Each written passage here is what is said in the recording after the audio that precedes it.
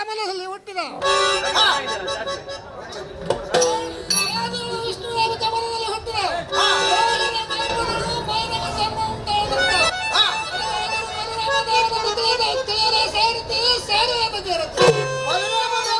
ಸಹಜವಾಗಿ ಕುತ್ತಂತ ಮಂದಿ ಆದರೂ ಬಹು ರಮ್ಯವಾಗಿ ತೋರಿತು. ಅಲ್ಲೇ ಸ್ವಲ್ಪ ಮುಹೂರ್ತ ಮಾಡಿಕೊಳ್ಳಿರು. ತಮ್ಮ ಕೈಲಾಸ ಮಂದಿರವನ್ನು ಬಿಟ್ಟು ನನ್ನಂತ ಸಭಾ ಮಂದಿರಕ್ಕೆ ಬಂದ ಕಾರಣವೇನ್ರಿ ಈ ದೇವ? ಎಲೆ ಈ ಸಾರಥಿ ರಾಜೇಂದ್ರ ಭೂಪತಿ ನಮ್ಮ ದೇವ ಮಂದಿರವನ್ನು ಬಿಟ್ಟು ಈ ನೆರೆದಿರುವ ಸಭಾ ಮಂದಿರಕ್ಕೆ ಬಂದ ತಾತ್ಪರ್ಯವೇನೆಂದರೆ ನಾವಿಬ್ಬರು ಅಣ್ಣ ತಮ್ಮಂದರು ಕೂಡಿಕೊಂಡು ಈ ಜಗತ್ತಿನಲ್ಲಿ ಅತಿ ಅನ್ಯಾಯವನ್ನೆಸಗುವ ಕ್ರೂರ ರಾಕ್ಷಸರನ್ನು ಕೊಂದು ಭೂಭಾರವನ್ನು ಇಳಿಸುವ ಗುಪ್ತಾಲೋಚನೆಯನ್ನು ಕೈದು ಬಂದಿರುತ್ತೇವೆ. ಇನ್ನು ಮುಂದೆ ಏನಾಗುತ್ತದೆ ಎಂಬುದು ನೀನೇ ನೋಡುತ್ತಾ ನಡೆಯುವಂತವನಾಗು ಸಾರಥಿ.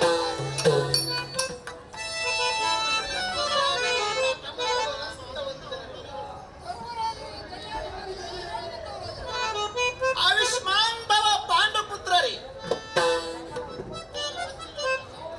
ನಮ್ಮಿರುವರ ಪಾದ ಕಮಲಗಳು ಕಂಡು ಪುನೀತರಾದೆವು. ಎಲೈ ನ್ಯಾಯದೂತನಾದ ಧರ್ಮರಾಜನೇ, ಈ ಜಗತ್ತಿನಲ್ಲಿ ಆಗು ಹೋಗುಗಳೆಲ್ಲ ನೋಡಿ ನೋಡಿ ಅವುಗಳನ್ನೆಲ್ಲ ಸರಿ ಮಾಡಿ ಈಗ ನಾನು ಬಹಳ ಆಯಾಸಗೊಂಡ ಕಾರಣ ಕೆಲವು ದಿವಸಗಳವರೆಗೆ ವಿಶ್ರಾಂತಿಯನ್ನು ತೆಗೆದುಕೊಳ್ಳಬೇಕೆಂದು ಸಂಕಲ್ಪಿಸಿದ್ದೇನೆ. ಆದರೆ ಈಗ ನೀವು ಕೇಳಲು ಬಂದಂತ ಇಷ್ಟಾರ್ಥವನ್ನು ನನ್ನಿಂದ ನೆರವೇರಿಸುವುದು ಸಾಧ್ಯವಾಗುವುದಿಲ್ಲ. ಬೇಕಾದ್ರೆ ಅಣ್ಣನಾದ ಬಲಿರಾಮ ದೇವರಿಗೆ ಕೇಳುವಂತವರಾಗಿರಿ ಪಾಂಡುಪುತ್ರರೇ. ಆಹೇ ನನ್ನ ಹಿತಚಿಂತಕರಾದ ಬಲಿರಾಮ ದೇವರೇ, ಆ ಕೌರವರು ಮಾಡಿದ ಕರಾರಿನ ಪ್ರಕಾರ 13 ವರ್ಷ ವನವಾಸ ಮುಗಿಸಿ ತಿರುಗಿ ಬಂದಿದ್ದೇವೆ.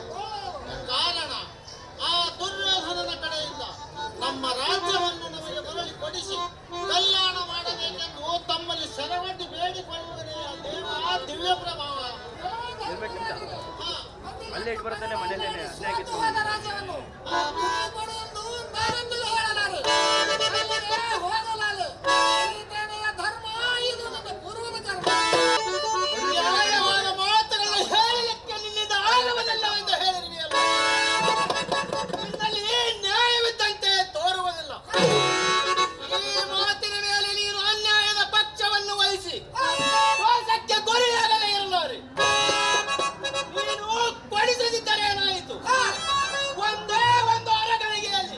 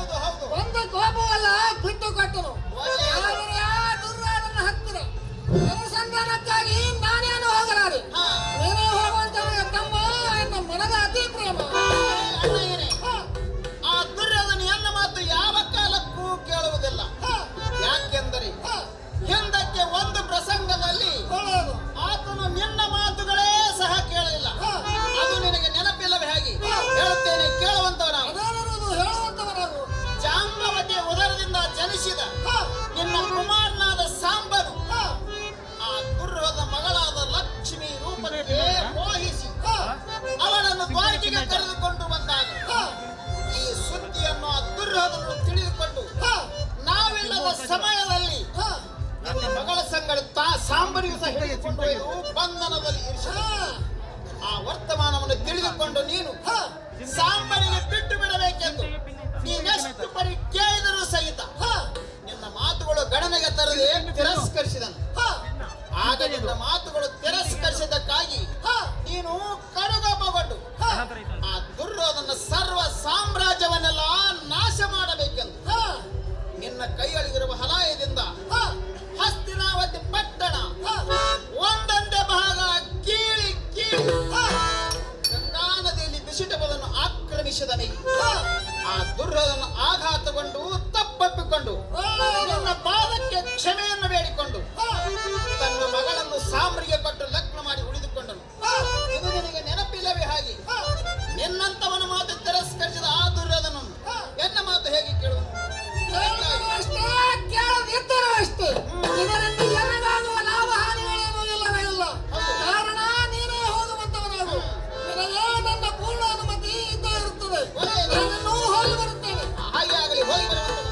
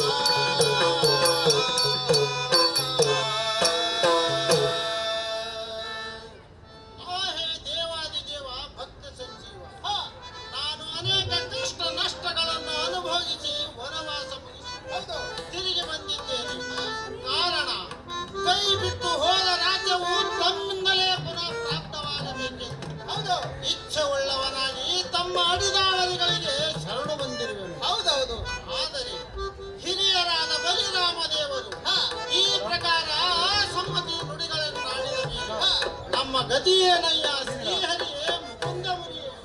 ಎಲೈ ನ್ಯಾಯದೂತನಾದ ಧರ್ಮರಾಜನೇ ಕೇಳು. ನಾನು ಹೇಳುವುದನ್ನು ಕೇಳು. ಸ್ವಲ್ಪ ಧೈರ್ಯವನ್ನು ತಾಳು. ನಿಮ್ಮ ಪಕ್ಷವನ್ನು ಕಟ್ಟಿ ಥಟ್ಟನೆ ಹಸ್ತಿನಾವತಿ ಪುರಕ್ಕೆ ಹೋಗುವ ಸಂಕಲ್ಪ ಮಾಡಿದ್ದೇನೆ. ಆದರೆ ಎನ್ನಣ್ಣನಾದ ಬಲಿರಾಮ ದೇವನು ಎನ್ನ ಮೇಲೆ ಕೋಪಿತನಾಗಿದ್ದರೆ ಆಗುವ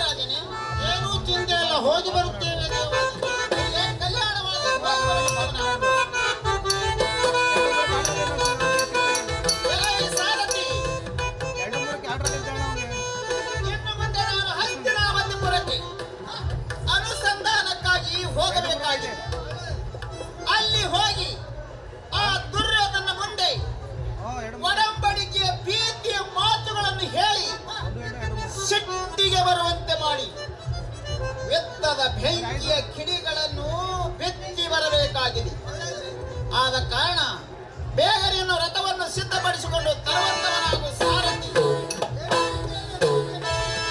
ಬಿಡು ಹಯಗಳನ್ನು, ಬಿಡು ಹಯಗಳನ್ನು, ಹೊಡೆಯೋಲೆ ರಥವನ್ನು, ಹೊಡೆಯೋಲೆ ರಥವನ್ನು, ಹೊಡೆಯೋಲೆ ರಥವನ್ನು, ಅನುಸಂಧಾನಕ್ಕೆ ಹೋಗುವೆನೋ.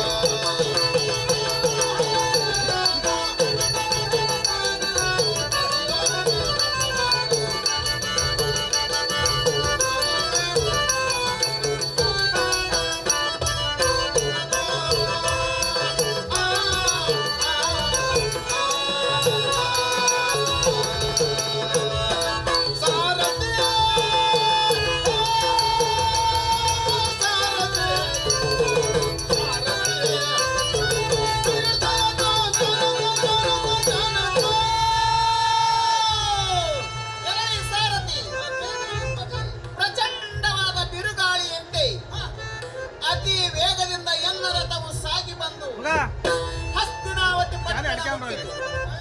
ಇಲ್ಲಿಗೆ ನಮ್ಮ ಪ್ರಯಾಣವು ಮುಗಿಯಿತು. ಎಲ ಈ ಸಾರಥಿ, ಆಗೋ ಹತ್ತ ನೋಡು, ಪಟ್ಟಣದ ಸುತ್ತಮುತ್ತಲ ಭದ್ರವಾದ ಕೋಟೆ ಕೊತ್ತಳಗಳು ಮತ್ತು ಅನಂತ ಸೇನಾ ಸಮುದಾಯ ಗುಂಪುಗಳು ಕಂಡು ಬರುತ್ತವೆ. ಇಷ್ಟೆಲ್ಲ ನೋಡಿದರೆ ಯುದ್ಧದ ಸಿದ್ಧತೆ ನಡೆದಂತೆ ತೋರುತ್ತದೆ.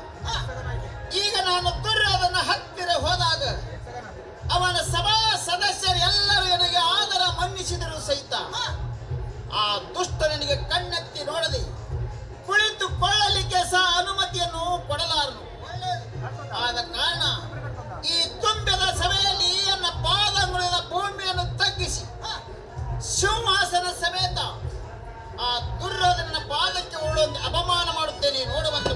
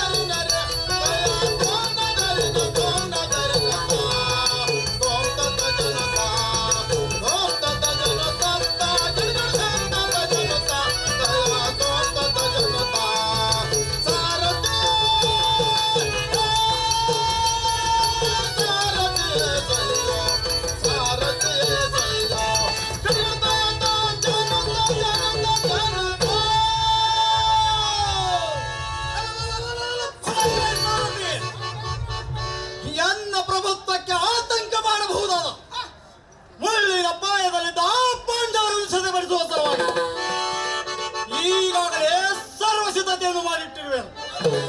ಅನಂತವಾದ ಸೇನಾ ಸಮುದಾಯವನ್ನು ಮತ್ತು ದ್ರೋಣ ಅಶ್ವತ್ಥಾಮ ವರ್ಣ ಪ್ರತಿನಿಧಿಗಳು, ಇದು ಅಲ್ಲದೆ ತ್ರಿಲೋಕವನ್ನು ಒಂದೇ ಒಂದು ಬಾಣದಿಂದ ಅಲುಗಾಡಿಸುವಂತ ಭುವನೈಕ ವೀರ ಕರ್ಣನನ್ನು ಹೊರದುಂಬಿಸಿ ಒಪ್ಪಿಗೆಯನ್ನು ಪಡೆದಿದ್ದೇನೆ.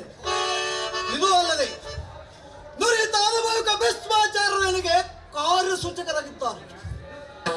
ಅಂದ ಮೇಲೆ ಪಾಂಡವರಿಗೆ ಹೊಡೆಯುವುದು ಇನ್ನಷ್ಟರ ಕೆಲಸ. ಈ ಸಂದೇಹವು ಬೇಗನೆ ಪ್ರಲಾಪವಾಗಲೆಂದು ಹಾರಿಸುತ್ತಿರುವೆನು. ಈಗ ಯಾವನೋ ಒಬ್ಬ ಪಾಂಡವರ ದೂತನು ಏನೋ ಒಂದು ಸಂದೇಶ ತಂದಂತೆ ತೋರುತ್ತದೆ.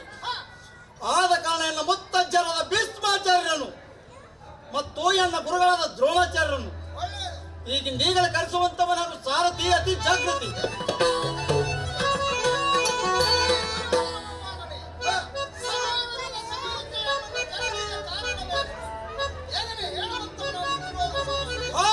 ಮುತ್ತಜ್ಜರಾದ ಭೀಷ್ಮಾಚಾರ್ಯ, ಈಗ ತಮಗೆ ಕರೆಸಿಕೊಂಡ ಕಾರಣವನ್ನು ಎಷ್ಟೆಲ್ಲ ಹೇಳುತ್ತೇನೆ, ಸ್ವಲ್ಪ ಕುಳಿತುಕೊಳ್ಳುವಂತವರಾಗಿದೆ.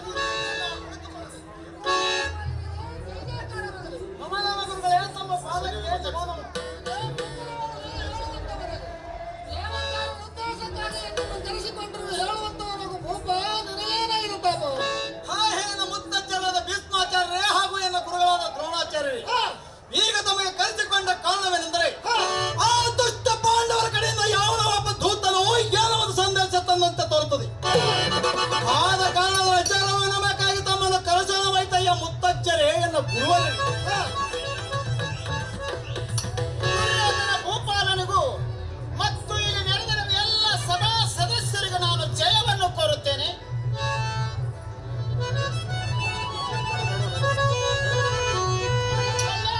ಧನುರ್ವಿದ್ಯೆಯ ಮಹಾಗುರುಗಳಾದ ದ್ರೋಣಾಚಾರ್ಯರೇ, ನಿಮಗೆ ಮಹಾಮಂಗಳವಾಗಲಿ. ಗಂಗಾಪುತ್ರ ಮಹಾಮಹಿಮ ಭೀಷ್ಮಾಚಾರ್ಯರೇ,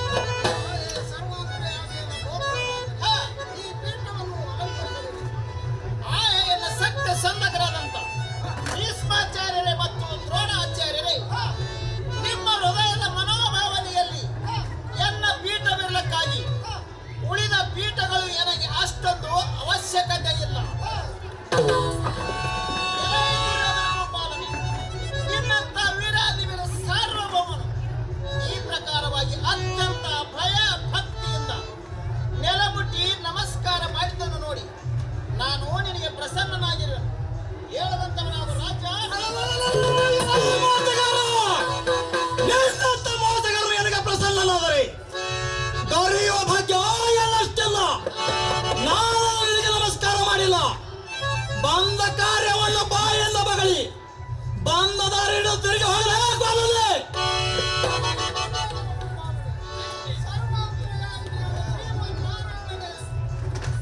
ಶ್ರೀಕೃಷ್ಣನಿದ್ದು ಅನಂತ ಅನಂತ ರೂಪಗಳನ್ನು ತೊಟ್ಟು ತನ್ನ ಲೀಲೆಯನ್ನು ಪ್ರಕಟಗೊಳಿಸಿದ್ದಾನೆ. ಇನ್ನು ಮೇಲೆ ಯಾರನ್ನು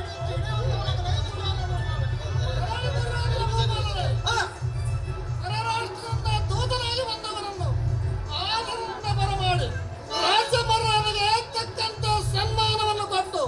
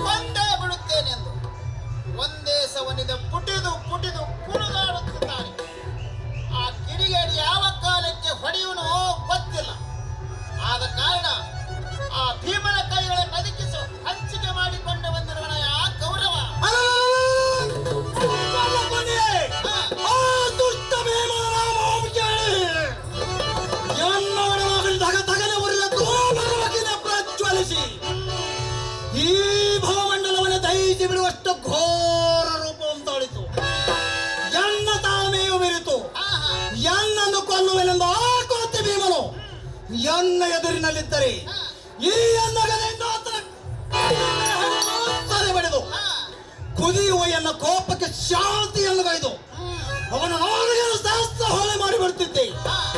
ಕೇಳಿದನಲೇ ಗೊಲ್ಲನೆ ಎಲ್ಲ ಎದುರೋದನ ನೀನು ಅಂತ ಪಾತ್ರನೂ ಹೌದು, ನುಡಿದಂತೆ ಮಾಡುವವನು ಹೌದು. ಅದರಲ್ಲಿ ಸ್ವಲ್ಪದಲ್ಲಿ ಆಗುವ ಕೆಲಸಕ್ಕೆ ಅವರ ರಾಜ್ಯವನ್ನವರಿಗೆ ಹಂಚಿಕೊಟ್ಟು ನ್ಯಾಯದಿಂದ ನಿನ್ನ ಪ್ರಾಣ ಉಳಿಸಿಕೊಳ್ಳಯ ದುರ್ಯೋಧನ. ಇಂಥ ಭೀತಿಯ ಮಾತುಗಳಿಗೆ ಹೆದರಿ ಆಗತಿಗೆಟ್ಟ ಹೇಳಿ ಪಾಂಡವರಿಗೆ ನಾನೆಂದಿಗೂ ರಾಜ್ಯವನ್ನು ಕೊಡಲಾರೆನು. ಎಷ್ಟು ಯಾಕೋ ತಿರುಗಿ ಕೇಳಿದರೆ 5 ಹಳ್ಳಿಗಳ ಸಹಿತ ಕೊಡಲಾರೆನು. ಮತ್ತೆ ಕೇಳಿದರೆ ಅಷ್ಟು ಭೂಮಿಯನ್ನು ಸಹಿತ ನಾನೆಂದಿಗೂ ಕೊಡಲಾರೆನು. ಅವರಿಗೆ ರಾಜ್ಯವೇ ಬೇಕಾದರೆ ಎತ್ತ ಮಾಡಿ ಗೆದ್ದುಕೊಳ್ಳಂತ ಹೇಳುವ ಗೊಲ್ಲ. ನಿನ್ನ ನುಡಿಗಳನ್ನು ಕೇಳಿ ನನಗೆ ಸಹನೆ ಆಗಲರಿಯದು.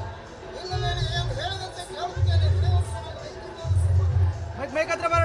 ಮುತ್ತಜ್ಜರೆ, ಈಗ ತಾವು ಏನು ಹೇಳಿದ್ರು ಪ್ರಯೋಜನವಾಗಲಾರದು. ಆ ಗತಿಗಳಿ ಪಾಂಡವರಿಗೆ ರಾಜ್ಯವನ್ನು ಮರಳಿ ಕೊಡಬಾರದೆಂದು ನಾನು ಎಂದ ಸಂಕಲ್ಪವನ್ನು ಮಾಡಿಕೊಂಡಿದ್ದೇನೆ. ಕಾರಣ ತಾವು ಸೋಮನೆ ಕುಳಿತುಕೊಳ್ಳುವಂತವರಾಗಿರಿ.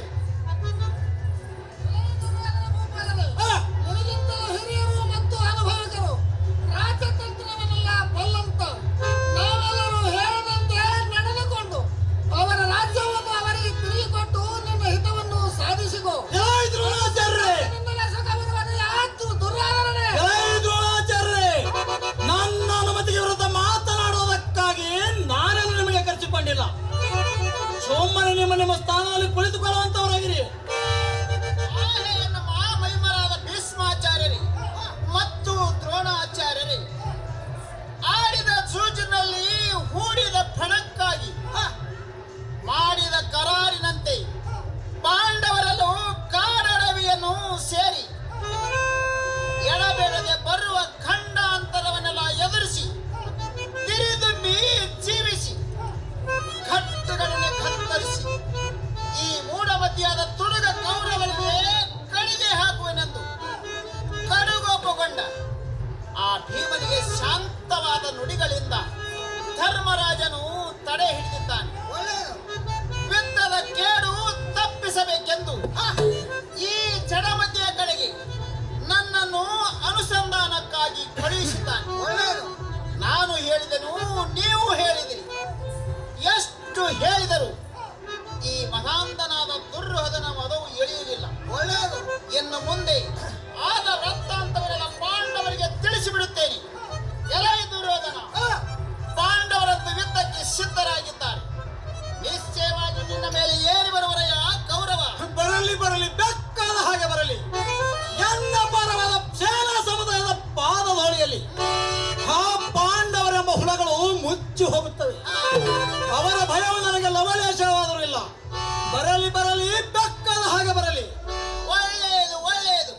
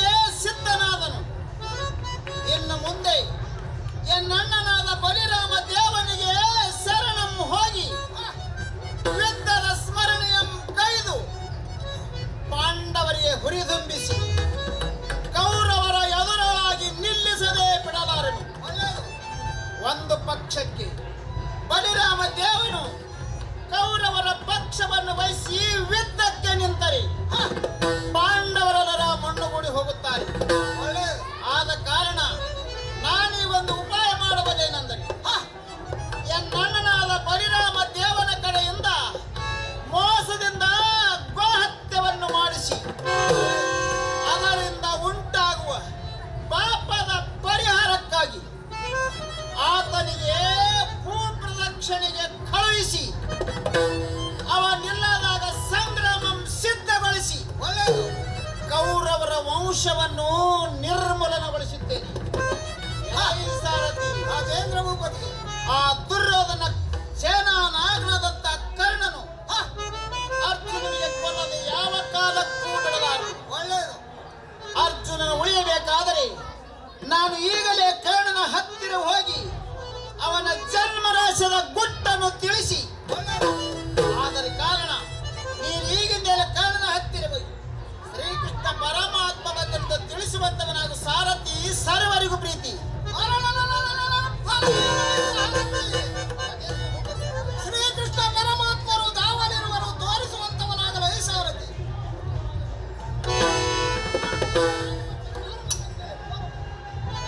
ಕಲ್ಯಾಣವಾಗಲಿ ಹೇಳುವನು ಕರ್ಣ ಸುವರ್ಣ.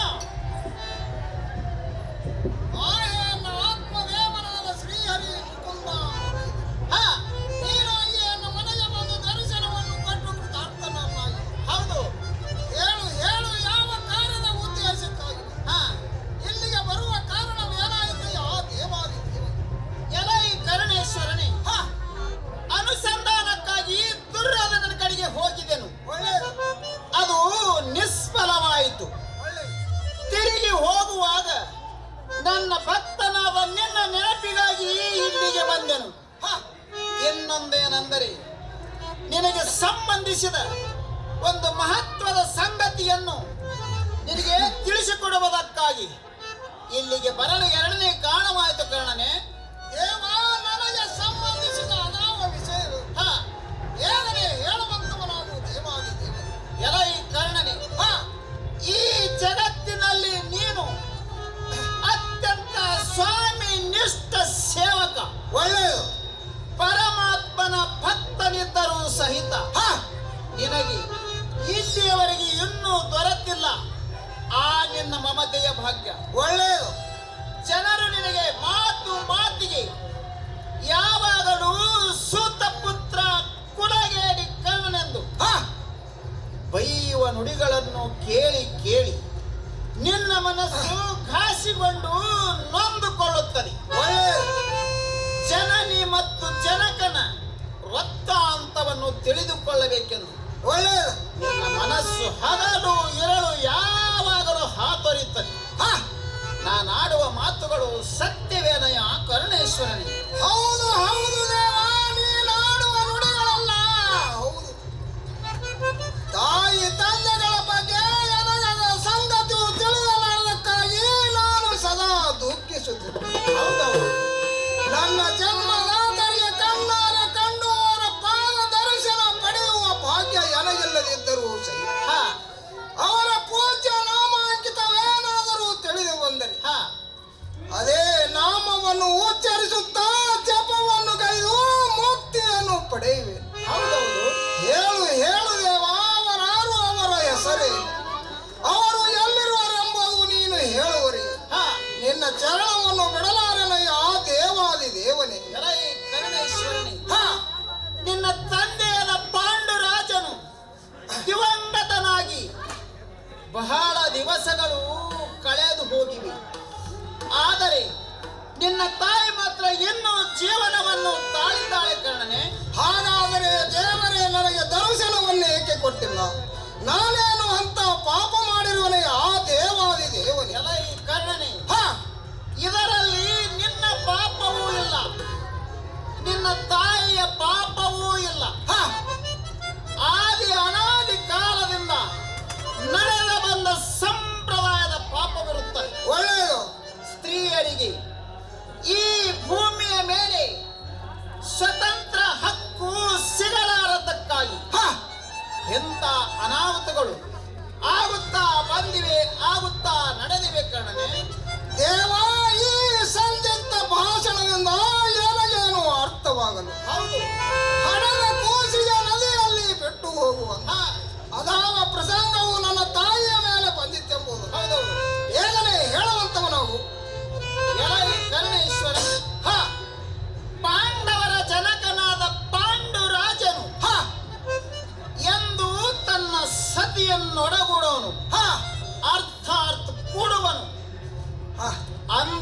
ಪಾಂಡವನಿಗೆ ಮರಣ ಉಂಟಾಗುವಂತೆ ಜಿಂಕೆಯ ಶ್ರಾಪವಿತ್ತು. ಒಳ್ಳೆಯದು. ಹೀಗಾಗಿ ಮಕ್ಕಳಾಗದ ಭಾಗ್ಯ ಕಾಣದೆ ಕುಂತಿ ದೇವಿಯು ಕಂಗಾಲಾಗಿದ್ದಳು. ಆದ ಕಾರಣ ಆ ಕುಂತಿ ದೇವಿಯು ತನಗೆ ಮಂತ್ರದಿಂದಲೇ ಮಕ್ಕಳಾಗುವ ಹಾಗೆ ದುರ್ವಾಸ ಮುನಿಗಳ ಕಡೆಯಿಂದ 6 ಮಂತ್ರಗಳನ್ನು ಕಲಿತುಕೊಂಡಳು. ಒಳ್ಳೆಯದು. ಆಗ ಆ ದುರ್ವಾಸ ಮುನಿಗಳು ಕುಂತಿ ದೇವಿಗೆ ಉಪದೇಶ ಮಾಡಿದ್ದೇನೆಂದರೆ, ನೀನು ನಿನ್ನ ಗಂಡನ ಮನೆಗೆ ಹೋದ ಮೇಲೆ ನಿನ್ನ ಗಂಡನ ಅನುಮತಿಯನ್ನು ಪಡೆದುಕೊಂಡು ಒಳ್ಳೆಯದು. ಈ ಮಂತ್ರಗಳು ಒಂದೊಂದಾಗಿ ಜಪಿಸಿದರೆ ನಿನಗೆ 6 ಮಂದಿ ಮಕ್ಕಳಾಗುವರೆಂದು ಹೇಳಿದರು. ಒಳ್ಳೆಯದು. ಆದರೆ ನಿನ್ನ ಗಂಡನ ಅನುಮತಿ ಇಲ್ಲದೆ ಈ ಮಂತ್ರಗಳು ಯಾವ ಕಾಲಕ್ಕೂ ಉಚ್ಚರಿಸಬಾರದೆಂದು. ಒಳ್ಳೆಯದು. ಆಗ ಆ ದುರ್ವಾಸ ಮುನಿಗಳು ಕುಂತಿ ದೇವಿಗೆ ಆಶೀರ್ವಾದಿಸಿದರು. ಒಳ್ಳೆಯದು. ಆಗ ಆ ಮಂದಮತಿಗಳಾದ ಕುಂತಿ ದೇವಿಯು ಒಂದು ತಪ್ಪು ಮಾಡಿದ್ದೇನೆಂದರೆ, ಈ 6 ಮಂತ್ರಗಳು ಸತ್ಯವೋ ಅಥವಾ ಅಸತ್ಯವೋ ಎಂದು ಪರೀಕ್ಷಿಸಬೇಕೆಂದು ಒಳ್ಳೆಯದು. ತವರು ಮನೆಯಲ್ಲಿಯೇ ಇರುವಾಗಲೇ ಗಂಗಾ ನದಿಯ ಭವ್ಯವಾದ ಒಂದು ಸ್ಥಳದಲ್ಲಿ ಹೋಗಿ ಕುಳಿತುಕೊಂಡು ಒಳ್ಳೆಯದು. ಸೂರ್ಯದೇವನಿಗೆ ನಮಸ್ಕರಿಸಿ ಸೂರ್ಯ ಮಂತ್ರವನ್ನು ಜಪಿಸಿದಳು. ಒಳ್ಳೆಯದು. ಆ ಕ್ಷಣವೇ ನೀನು ಅವಳ ಕಾರಣದಿಂದ ಹುಟ್ಟಿ ಬಂದಿರಿ. ಮುಂದೆ ಆ ಕುಂತಿ ದೇವಿಯು ಗಾಬರಿಯಾಗಿ ಪಶ್ಚಾತ್ತಾಪ ಪಟ್ಟು ದುಃಖಿಸುತ್ತಾ ಗಂಡನ ಮನೆಗೆ ಹೋಗಲಾರದೆ ನನಗೆ ಪುತ್ರ ಸಂತಾನ ಹೇಗೆ ಆಯಿತೆಂದು ಯಾರಾದರೂ ಕೇಳಿದರೆ ನಾನು ಏನು ಉತ್ತರ ಕೊಡಲಿ ಎಂದು ನನಗೆ ಜಾರಣಿಯ ಕರ್ಮದ ಅಪವಾದ ಬಂದಿತ್ತೆಂದು ತಿಳಿದುಕೊಂಡು ತನ್ನ ಮರ್ಯಾದೆಗೆ ಅಂಜಿ ದರ್ಪದಿಂದ ಅರ್ಥಾತ್ ಕಟ್ಟಿಗೆ ಒಂದು ತೆಪ್ಪನ್ನು ಕಟ್ಟಿ ಅದರ ಮೇಲೆ ನಿನಗೆ ಮಲಗಿಸಿ ಆಯುಷ್ಯವಂತವನಾಗಿ ಎಲ್ಲಿಯಾದರೂ ಬದುಕಿ ಬಾಳಯ್ಯ ಎಂದು ಹರಸುತ್ತಾ ದುಃಖಿಸುತ್ತಾ ನಿನ್ನನ್ನು ಗಂಗಾ ನದಿಯಲ್ಲಿ ತೇಲಿಬಿಟ್ಟು ದಿನಂಪ್ರತಿ ಭಕ್ತಿಯಿಂದ ಆ ಭಗವಂತನಲ್ಲಿ ಶ್ರುತಿಸುತ್ತಾ ಇರುವಳು. ಈಗಲಾದರೂ ತಿಳಿಯುತ್ತೆ ಕಣ್ಣ, ನೀನು ಪಾಂಡುರಾಜನ ಜ್ಯೇಷ್ಠ ಪುತ್ರನಿರುವಿ. ಇದೆಲ್ಲ ಮತ್ತಾದರೂ ಹೇಳುತ್ತೇನೆ, ಕೇಳುವಂತವರಾಗಿ. ಅದೇ ನಿನಗೆ ಚೆನ್ನಾಗಿ ಹೇಳಬೇಕು.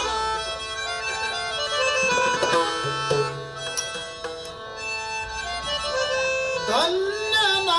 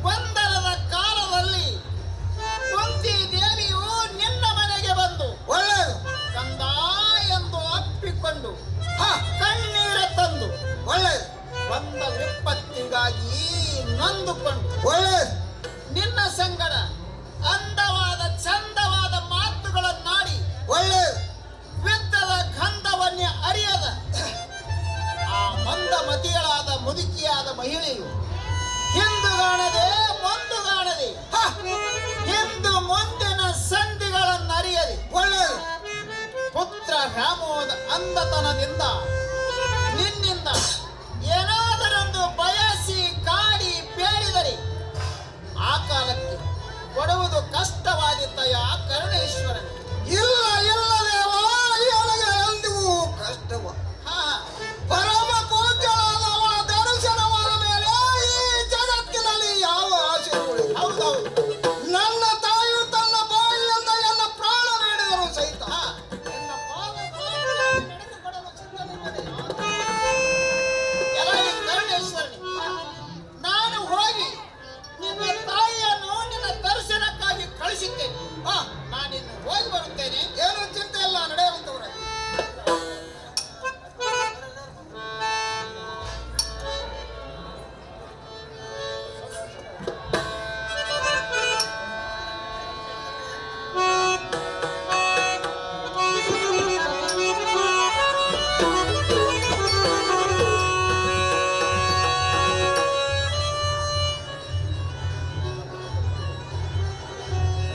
ಜ್ಞಾನಪೂರ್ಣಂ ಜಯ ಗಂಜುತಿ ನಿರ್ಮಲವಾದ ಮನವೇ ಕರ್ಪೂರದಾರುತಿ.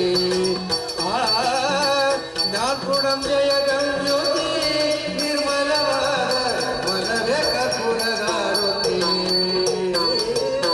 ಜ್ಞಾನಪೂರ್ಣಂ ಜಯಂ ಜ್ಯೋತಿ ನಿರ್ಮಲವಾದ ಮನವೇ ಕರ್ಪೂರದಾರುತಿ. ಜ್ಞಾನಪೂರ್ಣಂ ಜಯಂ ಜ್ಯೋತಿ ನಿರ್ಮಲವಾದ ಮನವೇ ಕರ್ಪೂರದಾರುತಿ. ಅನುದಿನ ಗುರವೀಲ ಅನುರಾಗ ಭಕ್ತಿಯಲಿ, ಅನುದಿನ ಗುರವೀಲ ಅನುರಾಗ ಭಕ್ತಿಯಲಿ, ಜನನ ಮರಣ ರಹಿತ ಜಂಗಮಗ ಬೆಳಗೇರಿ, ಜನನ ಮರಣ ರಹಿತ ಜಂಗಮಗ ಬೆಳಗೇರಿ. ಜ್ಞಾನಪೂರ್ಣಂ ಜಯ ಗಂಜ್ಯೋತಿ ನಿರ್ಮಲವಾದ ಮನವೇ ಕರ್ಪೂರದಾರುತಿ.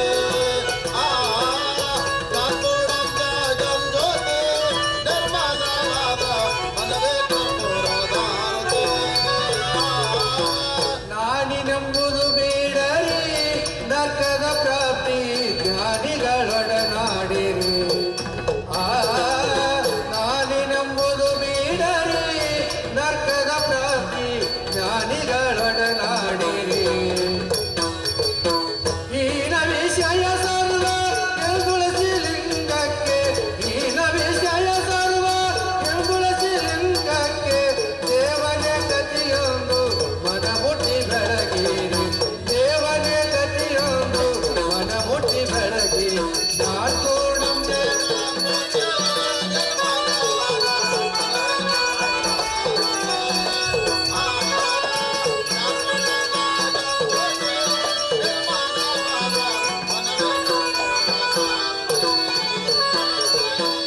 ಅಷ್ಟವರ್ಣದ ಶೂಲಭವೋ ಮಾನವ ಜನ್ಮ ಹುಟ್ಟಿ ಬರುವುದು ದುರ್ಲಭವೋ.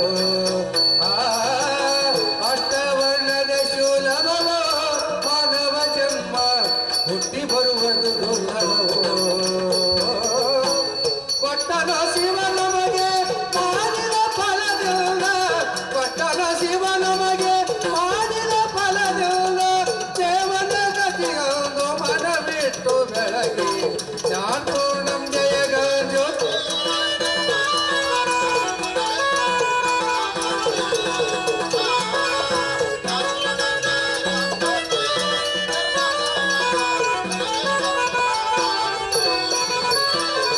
ಜ್ಞಾನಪೂರ್ಣಂ ಜಯ ಗಂಜ್ಯೋತಿ ನಿರ್ಮಲವಾದ ಮನವೇ ಕರ್ಪೂರದಾರುತಿ. ಜ್ಞಾನಪೂರ್ಣಂ ಜಯ ಗಂಜ್ಯೋತಿ ನಿರ್ಮಲವಾದ ಮನವೇ ಕರ್ಪೂರದಾರುತಿ, ಮನವೇ ಕರ್ಪೂರದಾರುತಿ, ಮನವೇ ಕರ್ಪೂರದಾರುತಿ. ಓಂ ಚೈತನ್ಯಂ ಶಾಶ್ವತಂ ಶಾಂತಂ ವ್ಯೋಮಾತೀತಂ ನಿರಂಜನಂ ನಾದಬಿಂದು ಕಲಾತೀತಂ ತಸ್ಮೈ ಶ್ರೀ ಗುರುವೇ ನಮಃ. ಜಯ ಮಂಗಲಂ ಜಯ ನಮ ಪಾರ್ವತೇಶ್ವರ ಹರ ಮಹಾದೇವ. ಹರಿಬಲ ಕುಂಡಲಿ ಗೌರಧಾರ್ ವಿಠ್ಠಲ್ ಶ್ರೀ ಜ್ಞಾನದೇव तुकाराम पंडरीनाथ भगवान की, सकल साधु संत महाराज की जय. मंगलम जय नमः पार्वतेश्वर.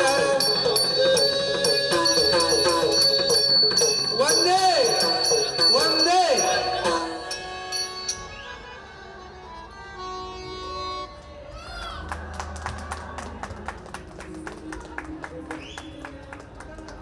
ಸ್ನೇಹಿತರೆ, ದೂರದ ವಿಜಯಪುರ ಜಿಲ್ಲೆಯ ಚಡಚಣ ತಾಲೂಕಿನಿಂದ ಬಂದಂತಹ ಕಲಾವಿದರು.